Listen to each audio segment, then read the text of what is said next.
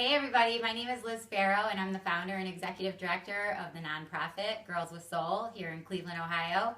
Our mission is to use free fitness and wellness programs to empower the minds, bodies, and souls of girls who have experienced abuse of any kind or who are at risk. Most of the girls we serve would otherwise have no place to participate in sports or group exercise in a safe environment or have access to any athletic programming. Many of them are being seen by counselors, therapists, or even dietitians, but yet have no physical outlets to expend negative energy in a positive manner, or to tap into that imperative mind, body, and soul connection. It became abundantly apparent that I needed to start an organization that would address what no one else wanted to, which is bringing health and fitness activities to at-risk girls and those who experienced abuse of any kind, so that they could be reminded to persevere and hopefully to inspire them with the knowledge that they can find happiness and experience what I call the finish line feeling. I wanted every girl who needed our programs to know that nothing that has happened to them is their fault, that they have not been forgotten, they matter, and that with a little help and a lot of hard work, things can get better.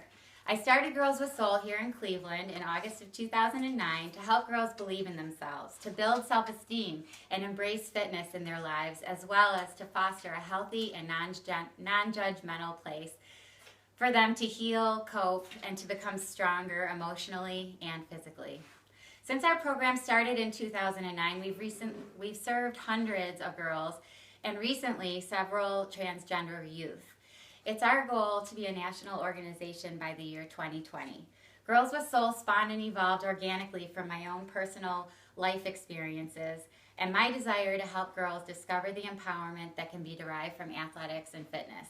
The first 2 years of my life were spent in foster care, and due to trauma while in care, I was moved between 4 foster homes. After my adoption, I was sexually abused by a next-door neighbor starting at the age of 8 years old. I know firsthand how horrible it is to feel like a prisoner in your own body. For most of my life, I battled fear, guilt, anger, grief, depression, and what felt like a loss of control over my own life.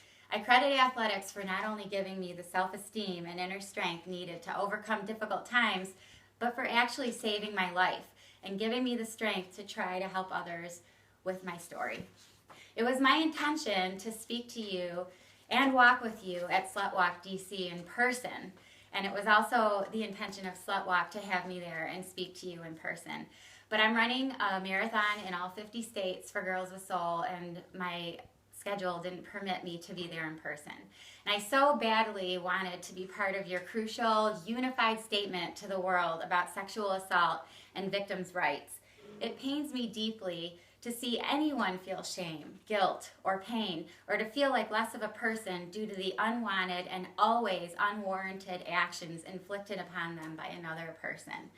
Rape and sexual assault are never the victim's fault, no matter what. It can never be blamed on what the person was wearing, if they had flirted with somebody, if they had drank that evening, or daytime, and it's especially deplorable when done to a child. It's never their fault and it's never excusable, period. I know I'm not alone when I say that I have had enough. I have had enough because I'm a woman. I have had enough because I have a daughter and a son. I have had enough because I have friends that I love dearly and family members who have felt pain due to sexual assault, mine and other people's. Because I was a child and none of the things that were done to me should ever be done to a child, because we can't sweep the injustice of abuse under the rug simply because it's too unsightly for people to look at, particularly the ones who are actually to blame. The list can go on and on and on for why I've had enough. But what I'm happy about is that you have had enough, and that's why you're here. And the fact that you're here is our first collaborative step in eliminating the stigma of abuse, standing up and saying it's never okay to strip away the basic human rights of another person by forcing a sexual act or abuse of any kind upon them. And as I said earlier, fitness, running in particular, has both empowered and saved me. Recently, in the Cleveland area, in neighborhoods near where I live and where I run and where my friends run, 2 brutal rapes have occurred within 3 days of each other. Now, the majority of the people in the Cleveland area have been extremely supportive for the victims. But there have still been a few people who have actually had the audacity to point fingers at the victims, saying that they shouldn't be running at night or early morning in the dark, or other asinine type comments. Again, rape is never anyone's fault but the rapists. These attacks are just the final straw on the proverbial camel's back. Now you're messing with a runner, and that shit gets personal. My friends are runners, I'm a runner, and that's basically a mama bear you don't want to poke with a stick. If you don't already know, runners are probably one of the tightest knit and craziest bunch of passionate people, and they need their runs to stay sane. Running is our therapy, it's our solace, it's our place to melt away the demons that plague us. It isn't a good idea to threaten the sanctity of the run. That makes it all too personal for me, as if it wasn't already. And I think everybody should know that you should never underestimate the power of a woman who runs 26.2 miles just for fun before breakfast. Running makes me feel strong and powerful, and my hope with this whole chat that we've just had is that whether or not you're a runner, if you're a male or a female, and no matter what may have happened to you, I want you to walk away knowing that it wasn't your fault, and you have the ability to take back the power and experience the finish line feeling. I like to talk about the finish line feeling quite a bit because I wrote a book that actually is titled Finish Line Feeling, and it's just basically about my experiences, my personal experiences, and also creating the organization that helps me to inspire others and to remind them of their voice and their power. So what I would like to do is have each of you walk away knowing that you have power inside of you, and your power is achieved and also comprised by the following elements. So I'm going to quickly show you what each element is, and the first is P. Of course, I'm spelling out the word power if you haven't already figured out where I was going with this.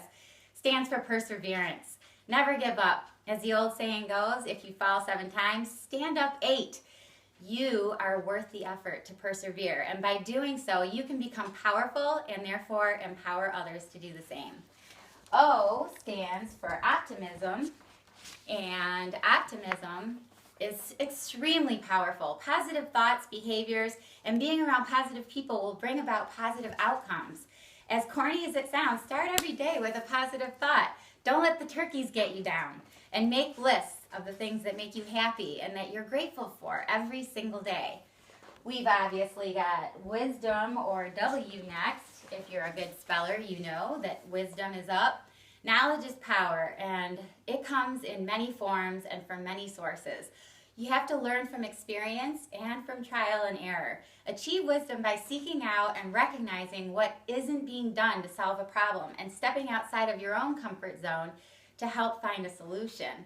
Help impart wisdom to others by having a voice and promoting awareness. Your voice and your story give you great power to help others. Next up, we have E. E stands for energy. Energy is key. Don't let anyone rob you of your positive energy or your enthusiasm. Energy helps to give you strength and power to overcome obstacles and stay positive. Energy creates a light, and it shines within you, and it can lead you out of a dark place and into a bright future. I think one of the most key components of power would be R, and that is resilience. We will all be brought down at some point in our lives by something. Resilience is key to being powerful enough to bounce back and recover. As the late and great Maya Angelou once said, you may not control all the events that happen to you, but you can decide not to be reduced by them. May each of you know that you can never be reduced by any other person. You have the power to achieve anything that you set your mind to. You have the power to achieve the finish line feeling, and no one can take that from you once you do. Thank you.